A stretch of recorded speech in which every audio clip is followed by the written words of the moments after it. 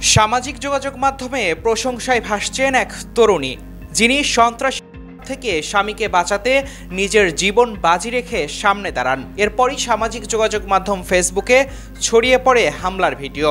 সোমবার রাত 10:30টার দিকে রাজধানীর উত্তরায় ওই দম্পতিকে ধারালো অস্ত্র দিয়ে কুপিয়েছে দুই যুবক। ভাইরাল হওয়া ওই ভিডিওতে দেখা যায় স্বামীকে পেছনে লুকিয়ে রাখার চেষ্টা করছেন আর ধারালো অস্ত্রের সামনে চলে এসেছেন স্ত্রী। ওই সময় স্বামীকে বাঁচাতে হাত জোর করে আকুতি জানাচ্ছেন তিনি। স্বামীকে বাঁচাতে স্ত্রীর এমন সাহসিকতাকে স্যালুট জানাচ্ছেন অনেকে। নেট দুনিয়ায় প্রশংসায় ভাসছেন ওই নারী। আহত অবস্থায় দুজনকেই রাজধানীর একটি হাসপাতালে ভর্তি করা হয়েছে।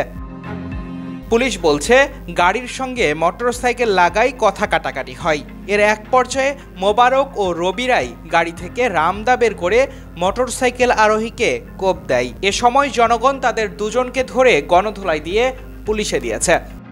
Tarique Rahman, news now 24।